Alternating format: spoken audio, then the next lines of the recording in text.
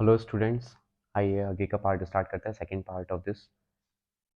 अभी हमने आरबीसी को पढ़ लिया था, अब हम ल्यूकोसाइट को पढ़ना स्टार्ट करेंगे। आइए एक फ्रेश पेज ऐड कर लेते हैं। Leukocyte, white is called as a leukocyte. Leuko means white, cyte means cell, white cell. ठीक है, और आप इसको वाइट ब्लड सेल भी कह सकते हैं। डब्ल्यूबीसी को बेटा हम टाइप्स में इसको डिवाइड करेंगे, मेनली टू टाइप्स में, granulocyte and agranulocyte. Granulocyte and a granulocyte क्या मतलब है इसका, देख लेते हैं अभी। Granulocyte and a granulocyte. देखिए, ग्रेनुलोसाइट से मतलब है जो भी सेल्स जिनके अंदर ग्रेन्यूल्स प्रेजेंट मिलेंगे। जिन भी सेल्स के अंदर अपन को क्या प्रेजेंट मिलेंगे बेटा, ग्रेन्यूल्स। ठीक है, तीन तरीके की सेल्स आपको देखने को मिल सकती है। एक है बेटा अपनी न्यूट्रोफिल, एक है हमारे पास में न्यूट्रोफिल। ठीक, एक है हमारे पास में ईस्नोफिल। आप मेरे साथ में बना सकते हैं, ठीक है, जो भी चीज़ मैं लिख रहा हूँ वो आप मेरे साथ में लिख सकते हैं, जैसे कि आपको साथ साथ याद भी होते चलेगा। And basophil. देखिए, क्या इंपॉर्टेंस है इन तीनों में, हमें ग्रेन्यूल्स देखने को मिलेंगे। ये जो डॉट में ड्रॉ कर रहा हूँ बेटा, ये ग्रेन्यूल्स हैं। ठीक है, ये ग्रेन्यूल्स देखने को आपको मिलेंगे तीनों सेल्स के अंदर। अब जो एनसीईआरटी में अपन को डायग्राम दे रखा है वो इतना क्लियर डायग्राम नहीं है, और नीट के पेपर बेटा जो आता है वो ब्लैक एंड वाइट पेपर आता है, कोई कलर्ड पेपर नहीं आएगा आपके पास में। तो आपको ये चीज़ क्लियर करनी है कि कभी अगर सेल्स आइडेंटिफाई करने के लिए आ जाए तो हम किस बेसिस पर करेंगे। फर्स्टली तो हमने अंडरस्टैंड कर लिया कि ग्रेनुलोसाइट क्यों कहते हैं इन्हें, बिकॉज इन तीनों सेल्स के अंदर अपन को क्या देखने को मिलते हैं बेटा, ग्रेन्यूल्स। ठीक है, देन अगर आपको बहुत ज़्यादा, अगर जो न्यूक्लियस है बहुत ज़्यादा मॉर्फोलॉजी डिस्टॉर्टेड, या मैं बोल सकता हूँ इसकी मॉर्फोलॉजी में आपको बहुत ज़्यादा लूप्स देखने को मिले, तो न्यूट्रोफिल ऑन दी, सिर्फ और सिर्फ एग्जाम पॉइंट ऑफ व्यू से कि आपको आइडेंटिफाई करना हो, ये कोई करेक्ट वे नहीं है आइडेंटिफाई करने के लिए, but exam point of view से मैं आपको सिर्फ बता रहा हूँ, जो आपका पेपर ब्लैक एंड वाइट आएगा, कोई कलर्ड पेपर नहीं रहेगा। ठीक है, ईस्नोफिल में आपको बहुत कॉमन है हेडफोन शेप्ड न्यूक्लियस देखने को मिलेगा। एंड बेसोफिल्स में आपको एक बड़ा सा न्यूक्लियस देखने को मिलेगा, इस तरीके से एक बड़ा सा न्यूक्लियस आपको बेसोफिल में देखने को मिलेगा। ठीक है, अब बात कर लेते हैं आग्रेनुलोसाइट्स की। आग्रेनुलोसाइट्स में हमारे पास में बेटा आएगा, दो तरीके की सेल्स देखने को मिलेगी आपको। एक मिलेगी बेटा मोनोसाइट, मोनोसाइट, और दूसरी आपको देखने को मिलेगी लिम्फोसाइट। ठीक है, मोनोसाइट अपन को जो देखने को मिलेगी बेटा, अभी इनके अपन फंक्शंस भी देख लेते हैं, साथ साथ अपन को ये भी देखना चाहिए, एक बार शेप भी इनका ड्रॉ कर देते हैं। मोनोसाइट एंड लिम्फोसाइट, इन सेल्स में आपको क्या, कैसे आप आइडेंटिफाई करेंगे नीट एग्जाम में, होल जो सेल रहेगा उसको पूरा न्यूक्लियस कवर कर रहा होगा, इस तरीके से पूरा ये न्यूक्लियस इस तरीके से सेल्स को पूरा कवर करेगा। ठीक है, तो मोनोसाइट और आपको लिम्फोसाइट आइडेंटिफाई कर पाएंगे आप। अब आपको क्या याद रखना है, और परसेंटेज। एक्चुअली में जब आप फर्स्ट ईयर में आएंगे, एमबीबीएस फर्स्ट ईयर में आपको क्या पढ़ने को मिलता है बेटा, इसको मैं इसलिए कहानी से कनेक्ट कर रहा हूँ क्योंकि आपको याद करने में आसानी रहे। फर्स्ट ईयर एमबीबीएस में हमारे पास में एक डीएलसी काउंट कराया जाता है, differential leukocyte count. What does it mean, differential leukocyte count में बेटा हमें एक चीज़ क्लियर होना चाहिए कि what is the percentage of neutrophil, eosinophil और बेसोफिल, या मोनोसाइट या लिम्फोसाइट। ठीक है, कितना नंबर है इनका, अगर हम परसेंटेज बेसिस पर देखें तो 65% हमें न्यूट्रोफिल देखने को मिलता है। ठीक, ईस्नोफिल आपको देखने को मिलेगा, इसको कलर चेंज कर लेते हैं, 65% आपको न्यूट्रोफिल देखने को मिलता है। ईस्नोफिल आपको 2 to 3% देखने को मिलता है, और बेसोफिल जो रहता है बेटा वो आपको 0 to 0.5 to 1%। ठीक है, basophil is very rare to see in microscope. अगर आप फर्स्ट ईयर में अगर कोशिश भी करेंगे, बेसोफिल आपको बहुत मुश्किल से देखने को मिलेगा। अगर आपको देखने को मिल जाए तो आपकी किस्मत बहुत अच्छी है। ठीक है, उस दिन ज़रूर भगवान को प्रसाद चढ़ाइएगा। ठीक है, और न्यूट्रोफिल और eosinophil, neutrophil is very common too, या very easy to see, and eosinophil भी रेयर ही रहती है, लेकिन हाँ देखने को मिल सकते हैं आपको। बाकी का अगर मोनोसाइट की बात करते हैं तो मोनोसाइट बेटा 6 to 8% प्रेजेंट रहते हैं, एंड लिम्फोसाइट आपकी 20 to 25% रहते हैं। ठीक है, लिम्फोसाइट में भी आगे चलकर आप देखेंगे कि टू टाइप से अपन इसको क्लासीफाई करते हैं लिम्फोसाइट को भी। एक आपके पास में आती है बी लिम्फोसाइट और एक आता है आपके पास में टी लिम्फोसाइट। ठीक है, B lymphocyte and T lymphocyte. किसके बेसिस पर अपन ने डिफरेंशिएट किया है? अगर जो सेल जैसे लिम्फोसाइट सारी बेटा जितनी भी ब्लड की सेल्स होती हैं जैसा कि आपको पता है बोन मैरो के अंदर ही फॉर्म होती है, बट अगर इनका डिफरेंशिएशन बोन मैरो में ही हो, अगर लिम्फोसाइट प्रोड्यूस तो आपकी बोन मैरो में ही हो रही है, लेकिन इसका अगर डिफरेंशिएशन आगे का मैच्योरेशन का जो प्रोसेस है, मैच्योर होना उनका, या डिफरेंशिएशन वर्ड आप यूज़ कर सकते हैं, बायोलॉजिकली मोर करेक्ट वर्ड है ये डिफरेंशिएशन। ठीक है, इनका जो डिफरेंशिएशन है वो बोन मैरो में ही हो अगर, तो इनको अपन बी लिम्फोसाइट की कैटेगरी में रखते हैं। लेकिन अगर इनका डिफरेंशिएशन थाइमस, ठीक है, कहाँ पर हो बेटा? थाइमस। ठीक, तो हम इन्हें टी लिम्फोसाइट की कैटेगरी में रखते हैं। आगे चलकर आप इनके बारे में अभी डिटेल में अगर अपन पढ़ ही रहे हैं तो थोड़ा सा ये भी देख लेते हैं। बी लिम्फोसाइट, अभी जैसा अपन ने बात किया था ग्लोबुलिन प्रोटीन, ग्लोबुलिन प्रोटीन अभी आपने देखा था ना, प्लाज्मा में ग्लोबुलिन प्रोटीन प्रेजेंट है। ठीक है, तो with the help of B lymphocyte, B lymphocyte use करती है बेटा एज अ रॉ मटेरियल को, ग्लोबुलिन प्रोटीन को as a raw material use करती हैं, and with the help of B lymphocyte हम एंटीबॉडीज का प्रोडक्शन करते हैं। किसका प्रोडक्शन करते हैं बेटा? एंटीबॉडी। ठीक है, डिफरेंट टाइप ऑफ एंटीबॉडीज का हम प्रोडक्शन करते हैं और इसको अपन ह्यूमरल इम्यूनिटी बोलते हैं, HUMORAL, humoral immunity. Very important terminology, आप सभी को पता होना चाहिए कि ह्यूमरल इम्यूनिटी अपन को किस वजह से मिलती है? एंटीबॉडीज के कारण, और एंटीबॉडीज कौन प्रोड्यूस करता है बेटा? B lymphocyte. Okay, then again अपन अगर टी लिम्फोसाइट की बात करें तो टी लिम्फोसाइट डायरेक्टली सेल एक इस तरीके से काम करेगा कि एंटीजन पर डायरेक्टली जाकर अटैक करेगा। मान लीजिए ये एंटीजन है और ये एक टी लिम्फोसाइट है, तो थोड़ा सर्कुलर बना लेते हैं, स्क्वायर बन गया।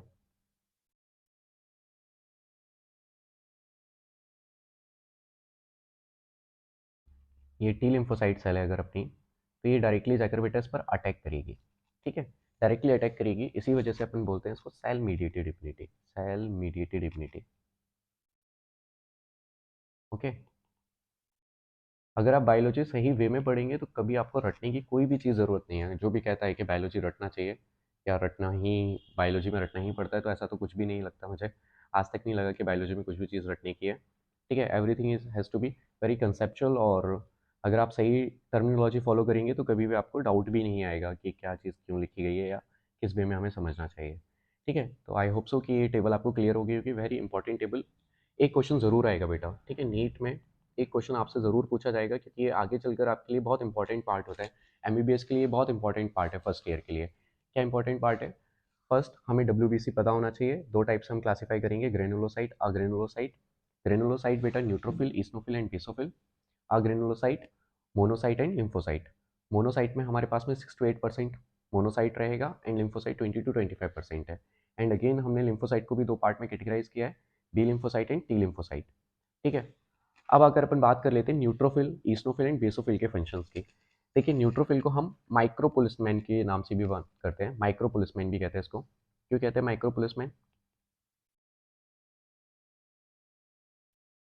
बिकॉज ऑफ, बेटा इनका काम क्या रहता है कि कभी भी हमारी बॉडी में कभी भी पैथोजन एंटर करेगा तो फर्स्ट फाइटिंग के लिए जो जाती है वो न्यूट्रोफिल सेल जाती है। ठीक है, सबसे पहले जो हमें फर्स्ट रिस्पॉन्स जो शो करेगी वो न्यूट्रोफिल सेल रिस्पॉन्स शो करती है। दैट्स वाई ये नंबर भी बहुत ज़्यादा होता है, और अगेन कोई भी अगर इन्फेक्शन होता है तो उस कंडीशन में आपको न्यूट्रोफिल इंक्रीज भी मिल जाती है। ठीक है, देन अगेन ईस्नोफिल की अगर अपन बात करें तो ईस्नोफिल का हमें काम दिया हुआ है, अगर एनसीईआरटी के आप अगर वर्ड्स को फॉलो करेंगे तो रेसिस्ट इन्फेक्शन, ये बहुत इंपॉर्टेंट वर्ड है। ठीक है, फर्स्ट क्या हमें इन्फेक्शन से प्रोटेक्ट करेगा, and second allergic condition, again very important word. इनको कभी भी अगर वो इस्नोफिल को पूछना चाहेगा तो एलर्जिक कंडीशंस बोलेगा। ठीक है, एलर्जिक कंडीशंस, एलर्जी काफ़ी कारणों से हो सकती है बेटा, और जो भी एलर्जिक कंडीशंस होती हैं उनमें ईस्नोफिल अगेन इंक्रीज कर जाएगा। एंड जो टर्मिनोलॉजी आपने अगर कभी सुना भी हो कि ईस्नोफिलिया, जब भी ईस्नोफिल्स का काउंट इंक्रीज कर जाता है, ईस्नोफिलिया वर्ड हम यूज करते हैं। फीलिया मीन्स इंक्रीज कर गया है काउंट, पीनिया मीन्स काउंट डिक्रीज कर गया है। अगर आपको बोला जाए न्यूट्रोफिलिया मीन्स न्यूट्रोफिल का काउंट इंक्रीज कर गया है, आपसे बोला जाए न्यूट्रोपीनिया तो इसका मतलब क्या है? न्यूट्रोफिल का काउंट डिक्रीज कर गया है। ठीक है, सो लास्टली हमारे पास में है बेसोफिल। बेसोफिल का फंक्शन क्या है बेटा? Again very easy, histamine, serotonin and heparin. ठीक है, तीनों ही बहुत इंपॉर्टेंट है आपके लिए ये केमिकल्स। ये बेसोफिल जो सेल रहती है बेटा, ये केमिकल्स को सीक्रेट करती है। कौन से केमिकल्स को सीक्रेट करती है? Histamine, serotonin, heparin, according to NCERT. अभी मैं कोई भी आपको नॉलेज ऐसा नहीं देना चाहता जो कि एनसीईआरटी से बाहर हो या फिर कोई और क्लिनिकली वे में आपको प्रेजेंट करूं। क्यों? बिकॉज ऑफ आगे चल के बहुत सारी चीज़ें चेंज हो जाती हैं। अगर हम और स्टैंडर्ड बुक्स को पढ़ेंगे तो चीज़ें चेंज रहेंगी, बट अभी जो हमें फॉलो करना है वो सिर्फ और सिर्फ एनसीईआरटी को ही फॉलो करना है। जो भी आपके आंसर्स भी आएंगे, नीट, एनटीए जो भी आंसर की भी रिलीज़ करेगा वो according to the NCERT book ही रिलीज़ करेगा। तो अभी तो आपके लिए गीता या कुरान या बाइबल जो भी है वो एनसीईआरटी ही मान के चलिएगा। आगे किसी और चीज़ को फॉलो नहीं करिए, ठीक है? कंसेप्ट आपको जो भी बनाने हैं वो एनसीईआरटी के अकॉर्डिंग बनाने हैं। तो जो हिस्टामीन है हमारे पास में बेटा, क्या काम होता है हिस्टामीन और सेरोटोनिन का? ये दोनों बेटा आपके इन्फ्लामेटरी रिएक्शंस में वर्क करते हैं। Inflammatory reactions, what is inflammatory reactions? जहाँ कहीं भी आपको इन्फ्लामेशन मीन्स स्वेलिंग, ठीक है, जहाँ कहीं भी आपको सूजन दिखाई देगी वहाँ पे कभी कभार होता है हमें, जहाँ पर चोट लगी होती है वहाँ पे रेडनेस आ जाता है, स्वेलिंग आ जाती है। तो ये किस कारण से होता है बेटा? वहाँ पे बेसोफिल सेल्स आकर हिस्टामिन और सेरोटोनिन को रिलीज करती हैं। किसको रिलीज करती हैं? हिस्टामिन और सेरोटोनिन। हेपेरिन क्या है? हेपेरिन इज एंटीकोगुलेंट बेटा। Heparin is an anticoagulant. Anticoagulant क्या होते हैं? जो ब्लड को कोगुलेट नहीं होने देते। ठीक है, जो ब्लड को कोगुलेट ना होने दे उनको अपन क्या बोलते हैं बेटा? एंटीकोगुलेंट। ठीक है, blood, heparin is an anticoagulant. और ये कहाँ कोगुलेट नहीं होने देगा? हमेशा याद रखिए, जब भी ब्लड ब्लड वेसल्स के इनसाइड फ्लो कर रहा है बेटा, अगर हम एक ब्लड वेसल ड्रॉ कर लेते हैं यहाँ पे, जब भी ब्लड ब्लड वेसल्स के इनसाइड फ्लो करता है सो हमें कोई प्रॉब्लम नहीं है ना, ठीक है, फ्लो करता रहे, ये तो अच्छी चीज़ है, फ्लो करना चाहिए, ब्लड ब्लड वेसल्स के इनसाइड फ्लो कर रहा है। बट जब भी कभी कट लगेगा ब्लड वेसल्स में, कोई भी कट लगेगा, कोई भी ट्रॉमा होगा, ब्लड अगर ब्लड वेसल से बाहर आता है, ठीक है, अगर ब्लड ब्लड वेसल से बाहर आता है तो इस प्रोसेस में हमें यहाँ पर क्या होता है कि यहाँ पे क्लॉटिंग की प्रोसेस स्टार्ट हो जाती है। किस चीज़ का प्रोसेस स्टार्ट करते हैं हम? क्लॉटिंग का।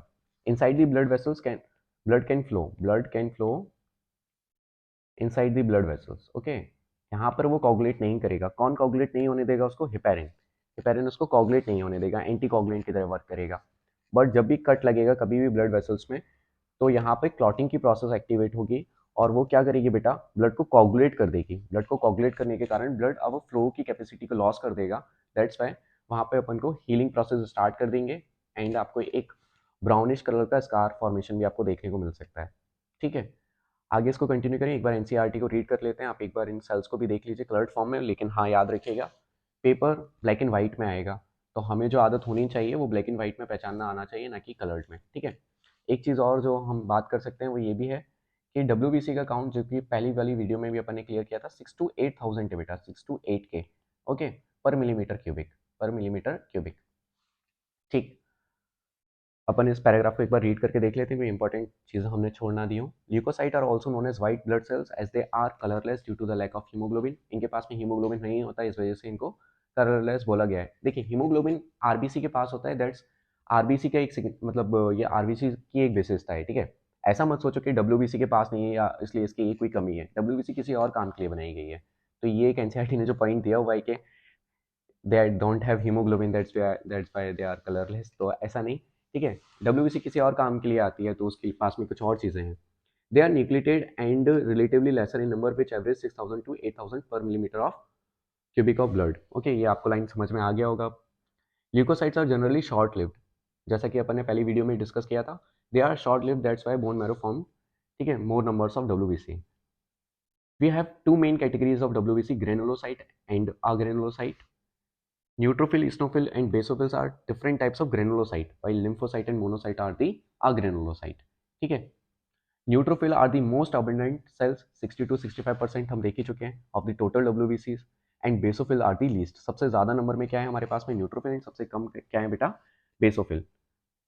न्यूट्रोफिल्स एंड मोनोसाइट, अब देखिए यहाँ पे न्यूट्रोफिल क्यों लिखा गया है एंड मोनोसाइट के साथ? देखिए, neutrophil and monocyte both are phagocytic in nature, both are phagocytic in nature means, यहाँ पर अभी अगर मैंने आपको बताया था न्यूट्रोफिल हमारे पास में अगर माइक्रोपोलिसमैन है तो मोनोसाइट बेटा मैक्रोपोलिसमैन है। Monocyte is a macro policeman, macro. ठीक है, अब फैगोसाइट का मतलब क्या होता है? फैगो मतलब होता है खाना, ठीक है, किसी भी चीज़ को एंगल्फ करना, खाना, उसको अपन क्या बोलते हैं, फैगोसिटिक नेचर। ओके, तो ये दोनों सेल्स क्या कर सकती हैं, जो भी पैथोजन आता है उसको ईटिंग का काम करती हैं, ठीक। Micro policemen first neutrophil and then monocyte. अब डिफरेंस कैसे रखेंगे याद हम, कि न्यूट्रोफिल कहाँ पर ये चीज़ को फेगोसिटिक नेचर को करेगी या फिर मोनोसाइट कैसे करेगा। बहुत ईजी है। अगेन न्यूट्रोफिल बेटा जो भी इन्फेक्शन हमारे ब्लड में आएगा वहाँ पे काम करेगा, ठीक है, वहाँ पे फेगोसिटिक नेचर शो करेगा।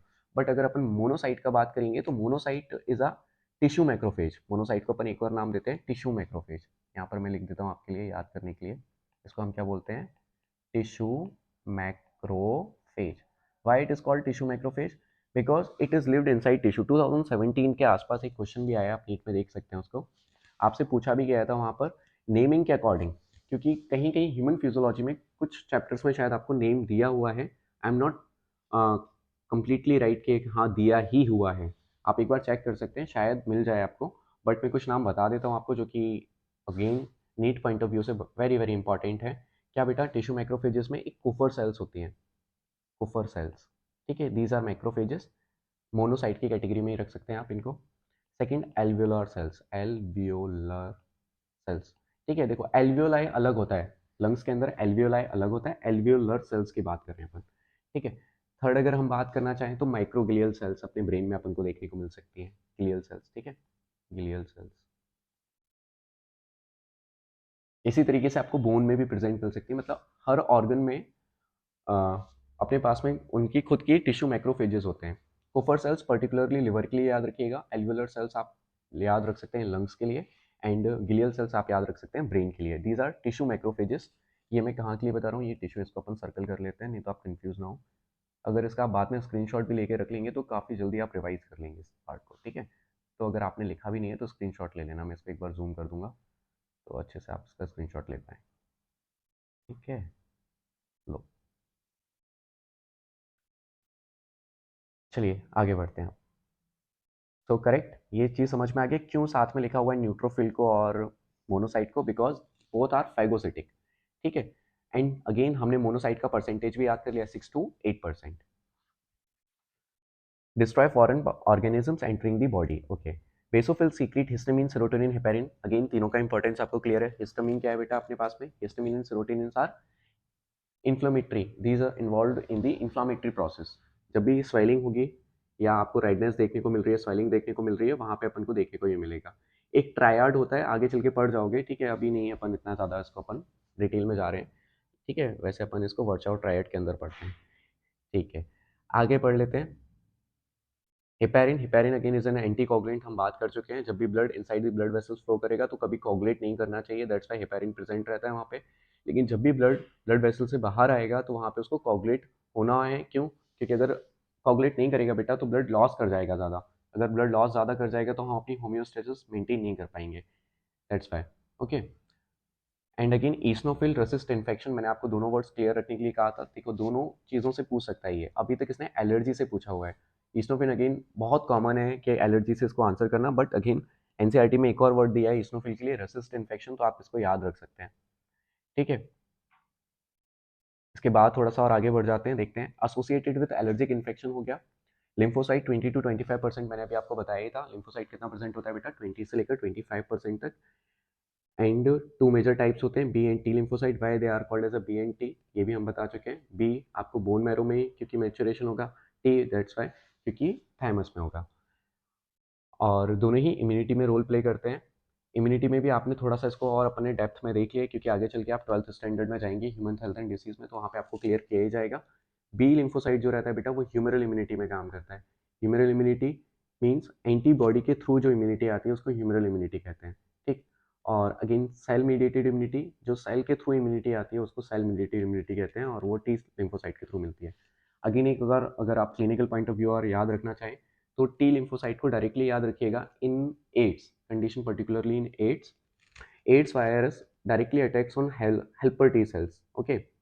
तो वहाँ पर आपको जो सी डी काउंट होता है, C D helper T cells का काउंट वो डिक्रीज कर जाता है, और दैट्स वाई हमारी इम्यूनिटी कम होते हुए जाती है। एड्स में जो इम्यूनिटी है वो डिक्रीज सक्सेसिवली डिक्रीज करते हुए जाएगी, और जब जिस उसी तरीके से एड्स का ट्रीटमेंट भी दिया जाता है, और वहाँ पर जो अपॉर्चुनिटिक इन्फेक्शन बताते हैं, अपॉर्चुनिटिक जो इन्फेक्शन होते हैं वो उसी तरीके से कैरी करते हैं। जैसे 500 अगर CD काउंट है टी सेल्स का तो आपको अलग तरीके के इन्फेक्शन हो सकते हैं। अगर 200 CD काउंट है तो और ज़्यादा इन्फेक्शन होने की प्रोबेबिलिटी है। एंड अगेन 50 तक CD काउंट आपको देखने को मिलता है। And various drugs are there, antiviral drugs are there to not to cure but हाँ these are supportive drugs in AIDS. Lastly हमारे पास में जो रह गया है बेटा फॉर्म्ड एलिमेंट्स में प्लेटलेट्स। ठीक है, इस पर भी हम थोड़ा सा डिस्कस कर लेते हैं। प्लेटलेट्स व्हाट आर द, क्या इंपॉर्टेंस है प्लेटलेट्स का और कहाँ पे काम भी आएगा या नंबर क्या है। देखिए एक पेज ऐड करते हैं, बहुत ईजी है प्लेटलेट्स को समझना। प्लेटलेट्स, देखिए प्लेटलेट्स बेटा ये जो प्रोड्यूस होती हैं ये मेगा कैरियोसाइट, मेगा कैरियोसाइट, अभी हमने पहले बात किया था हीमोपोइटिक प्लूरोपोटेंट स्टेम सेल्स बेटा। ये हीमोपोइटिक प्लूरोपोटेंट स्टेम सेल्स होती है, आगे चल के ये मेगा कैरियोसाइट्स ही प्रोड्यूस करती हैं एंड देन मेगा कैरियोसाइट्स जाकर रखते हैं अपना क्या बनाएगी, प्लेटलेट्स बनाएगी। ओके, इनका जो काउंट होता है बेटा, प्लेटलेट्स का जो काउंट होता है वो कितना होता है, 1.5 lakh to 4.5 lakh. Okay, again एक बार आप टैली कर लेना एनसीईआरटी से, करेक्ट है या नहीं है। ठीक है, लगभग, लेकिन अपन 1.5 टू 4.5 लेकर मानते हैं कि इतना प्लेटलेट का काउंट मिलना चाहिए। प्लेटलेट का मेन फंक्शन होता है कोगुलेशन प्रोसेस, कोगुलेशन प्रोसेस में। ठीक है, अगर प्लेटलेट का नंबर डिक्रीज हो जाएगा, आप ऐसे याद रखिए तो ज़्यादा आपको क्लिनिकल वे में याद रहेगा, अगर प्लेटलेट का नंबर डिक्रीज हो जाएगा तो हमारे अंदर इंटरनल ब्लीडिंग स्टार्ट हो जाएगी। ठीक है, इंटरनल ब्लीडिंग, ये चीज़ से आपको क्या याद रहेगा, अगर प्लेटलेट काउंट कम है तो blood inside the blood vessels क्या कर रहा है बेटा, कोगुलेट कर रहा है या नहीं कर रहा है, कोगुलेशन की प्रोसेस डिस्टर्ब हो रही है, कोगुलेट कर रहा है या नहीं कर रहा है, ये चीज़ हमें याद ना रखते हुए हमें ये याद रखना है कोगुलेशन की प्रोसेस क्या हो रही है, डिस्टर्ब। एंड जब भी कोगुलेशन की प्रोसेस डिस्टर्ब होगी तो वह इंटरनल ब्लीडिंग शो करना स्टार्ट कर देगा। ठीक है, और इन पर्टिकुलरली इन डेंगी, ठीक है, डेंगू जो आप कहते हैं, डेंगी के केस में आपको क्या देखने को मिलता है, प्लेटलेट्स काउंट कम हो जाता है, दैट्स वाई इंटरनल ब्लीडिंग भी देखने को मिल जाती है in severe cases of dengue. Okay, again platelets में और क्या याद रख सकते हैं आप, इनको अपन थ्रोम्बोसाइट्स भी बोलते हैं, thrombocytes, why they are called as a thrombocytes, आप खुद से गैस कर सकते हैं। ठीक है, अगर अपन कास्केड की प्रोसेस में बात करेंगे बेटा, यहाँ पर कोगुलेशन की प्रोसेस हम अपन पूरा स्टडी करेंगे, तो वहाँ पे जो एक प्रोटीन है thrombin protein is very important protein for coagulation. ठीक है, and again platelets are very important for coagulation, so that's why they are called as a thrombocyte. ठीक है, साइट मीन सेल। एंड थोड़ा सा इसको और इलेबोरेट मैं इसलिए करना चाहूँगा कि आप एक बार कोगुलेशन की प्रोसेस में प्लेटलेट का इंपॉर्टेंस थोड़ा समझ लें, तो आपको ये याद नहीं रखना पड़ेगा, वेरी इजी। मान के चलिए ये ब्लड वेसल है, ये ब्लड अपना फ्लो कर रहा था, अगर ब्लड वेसल्स के अंदर ब्लड फ्लो कर रहा है, जब तक कोई कट नहीं लगा हुआ है तब तक ऑल राइट, कोई दिक्कत नहीं है, लेकिन जब एक बार कट लग जाएगा तो यहाँ से ब्लड फ्लो करना स्टार्ट करेगा। ब्लड जब फ्लो करना स्टार्ट करेगा, मान के चलिए कि यहाँ से गुजर रही थी एक सेल जिसका नाम था प्लेटलेट, प्लेटलेट ने देखा कि अरे यहाँ पे तो कट लग चुका है, तो प्लेटलेट क्या करेगी बेटा, खुद के शेप को चेंज करेगी, खुद के शेप को चेंज करके वो एस्टियरिस शेप एक्वायर करती है, एस्टियरिस means star shaped, star shape acquire करने के बाद वो कोशिश करती है कि यहाँ पर आकर खुद को फिक्स करे एंड कीमोटैक्टिक, कीमोटैक्टिक, कीमोटैक्टिक मीन्स केमिकल्स को रिलीज करेगा, कुछ केमिकल्स को रिलीज करने से वो क्या करेगा कि बाकी की जितनी भी सेल्स है अपनी आरबीसी डब्ल्यूबीसी, उनको एक बुलावा भेजेगा कि आप भी आ जाइए यहाँ पर और हमें एक नेटवर्क फॉर्म करना पड़ेगा जिस कारण से हम ब्लड को बाहर बहने से रोक सकें। ठीक है, इतना अपन को समझ में आ गया। अब इसके बाद अपन क्या और चीज़ समझ सकते हैं, साथ साथ प्लेटलेट ये कीमोटैक्टिक जो फैक्टर रिलीज हो रहे हैं बेटा, ये कोगुलेशन की प्रोसेस को स्टार्ट कर देंगे। मीन्स अभी हमने जो पहले देखा था फिब्रिनोजन जो प्रोटीन थी उसको हमें एक्टिवली कन्वर्ट करना है, मतलब उसको हमें फिब्रिनोजन से लास्टली हमें उसको फिब्रिन फॉर्म में कन्वर्ट करना है। एंड फिब्रिन के ही थ्रेड्स फॉर्म होते हैं, जिस तरीके से मकड़ी अपना जाला बनाती है उसी तरीके से फिब्रिन अपने थ्रेड्स इस तरीके से फॉर्म करेगा जहाँ पर जाकर आरबीसी डब्ल्यूबीसी प्लेटलेट से ट्रैप करना स्टार्ट कर देंगे, आरबीसी डब्ल्यूबीसी एंड प्लेटलेट से ट्रैप होना स्टार्ट होंगी और एंड देन उसी तरीके से एक कॉगुलम का फॉर्मेशन हो चुका होगा, कॉगुलम जो रेडिश ब्राउन कलर का स्कार फॉर्म होता है। एंड साथ साथ हम देखेंगे कि ब्लीडिंग स्टॉप हो जाएगी कुछ टाइम बाद, और इसी चीज़ को हम कोगुलेशन की प्रोसेस कहते हैं, अपन इसको थोड़ा सा और डिटेल में भी बात करेंगे। ठीक है, तो आपको थोड़ा सा मेरे को लगता है कि प्लेटलेट का फंक्शन क्लियर हो चुका होगा और थोड़ा रेटिंग करने में भी आसानी मिलेगी। अब बात कर लेते हैं ब्लड ग्रुप की, या इसके लिए एक और वीडियो अपन शूट कर लेते हैं ब्लड ग्रुपिंग के लिए, क्योंकि अभी इसमें हमने WBC देख लिया, प्लेटलेट देख लिया, काफ़ी टाइम भी हो गया, यूट्यूब पे अपलोड भी नहीं होता है।